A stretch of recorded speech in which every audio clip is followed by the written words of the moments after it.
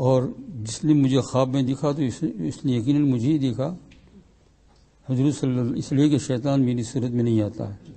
شیطان پر اللہ جل شانہ نے یہ حرام کر دیا ہے، سلب کر لیا ہے کہ وہ حضور صلی اللہ علیہ وسلم کی صورت بنا کر آئے۔ اوروں کی صورت تو بنا سکتا ہے لیکن حضور صلی اللہ علیہ وسلم کی صورت نہیں بنا سکتا ہے وہ۔ اس لیے جس کو یہ معلوم ہوا کہ میں نے حضور صلی اللہ علیہ وسلم خواب میں زیارت کی تو یہی زیارت سچی زیارت۔ اب اس زیارت کے اندر اگر کوئی خلاف شرع بات دکھے تو علماء اکرام محققین سے معلوم کرے کہ اس کا کیا مطلب ہے۔ کوئی چیز حضور صلی اللہ علیہ وسلم اللہ جل شانہ کے حکم کے خلاف نہیں دیتے ہیں، لیکن اگر کبھی کسی نے خواب میں دیکھا اور کوئی اس قسم کی چیز پیش آئی تو اس کی تحقیق کرنے کی ضرورت ہے۔ لیکن ہے حضور صلی اللہ علیہ وسلم کبھی عتاب میں بھی فرماتے ہیں، غصے میں بھی فرماتے ہیں، کبھی کر جائے یعنی نماز کو چھوڑ، یعنی کیا مطلب کہ نماز کو چھوڑتا ہے تو چھوڑ دیں۔ جیسے قرآن پاک میں ہے من شاء فلیؤمن ومن شاء فلیکفر، جس کو ایمان لانا ہو ایمان لائے، جس کو کفر کرنا ہو کفر کرے،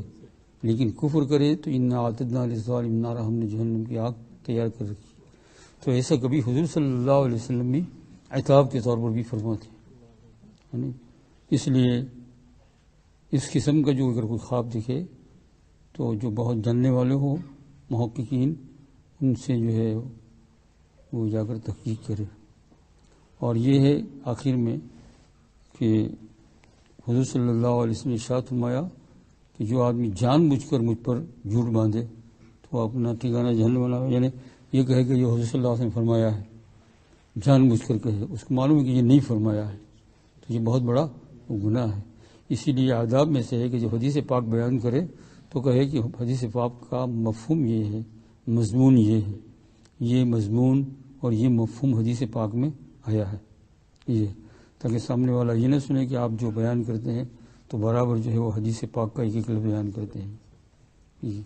باقی جو روایتیں کتابوں کے اندر سند کے ساتھ ہے